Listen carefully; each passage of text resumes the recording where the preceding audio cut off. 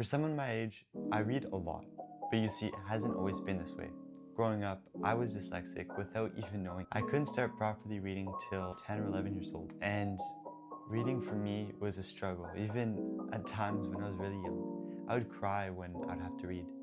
And what sucks about it is it would make my parents feel bad because since I was homeschooled, they would think they're bad teachers, and I thought I was just stupid. But I wasn't gonna let that hold me back. You see, 2 years ago when I got into personal development, I learned that so many successful people, investors, entrepreneurs, they read, and they read a lot.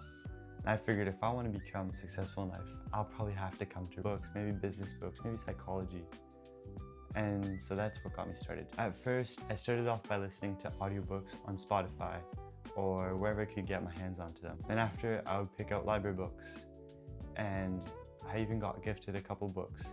So last summer, I got really invested in it, and I decided to buy a Kindle. I learned that on some of the Kindles, there's this font called Open Dyslexic. And for a while, there wasn't a massive difference, but you could say I'm a little gadget oriented. So before you know, I picked one up, and as soon as I got it, I got a couple free few books just to try it out. Then I bought some other books, and ever since then, I've made a commitment and I try to read around 15 to 30 minutes every night or during the day whenever I can. I know it's not a lot, but think about it, if you do that consistently for a year, and over a year, that's in between 3,000 and 7,000 minutes long. If you have difficulty reading, here's what I learned.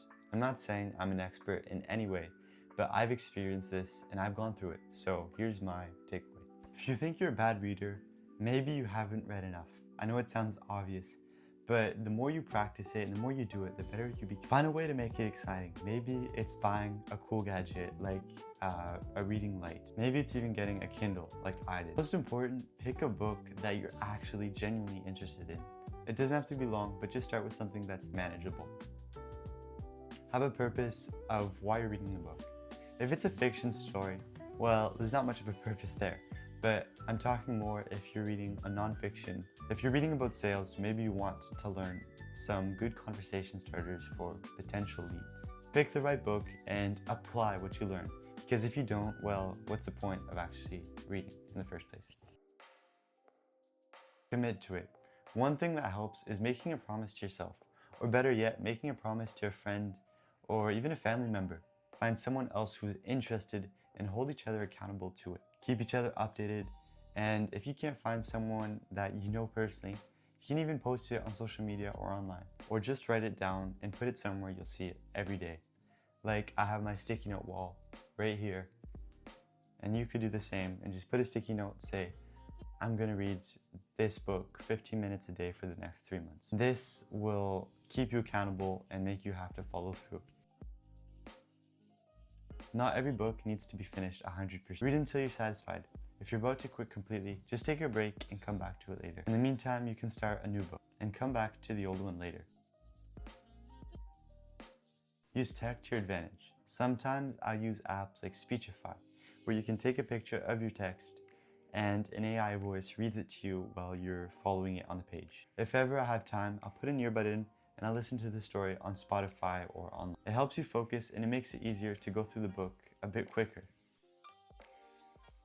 A very important part is to keep track of what you read.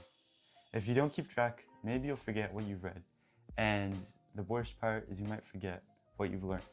So for example, for some of the books, I was actually really motivated and I wrote down some of my key takeaways. So for one of the books I read, Show Your Work by Austin Keelion, took me a lot of time, but it looks pretty cool. For every lesson of the book, I took notes and I basically summarized it. So if ever I want to go back, I have my own summary of the book. At the end of the day, the biggest thing is just to commit to reading. Set yourself for the small goal, maybe of 15 minutes a day. And you can change it, you can make it harder. Or if it's too much, just bring it down by a bit. And once you think you're ready, pull it back up. I know it sounds cliche, but the only way you get better is by actually doing it. I know it doesn't come like that, but you have to work for it and it will come to you. And please, if you have difficulty reading, don't let that hold you back, because reading has helped me learn so much. And it's genuinely become something that I look forward to and I genuinely enjoy. And if it's too hard to read a physical book, figure out another way to do it. Maybe it's to listen to an audiobook for a bit. Maybe it's to read half a book and listen to the rest on audiobook, which is what I'll do sometimes. And it's you against you. At the end of the day, it's up to you to decide if you're gonna start reading. But I know my future self is gonna thank me for reading at a young age, and I think you should too, regardless of how easy or how hard it is. That's it. I love you guys so much. I'll see you guys in the next one. Bye.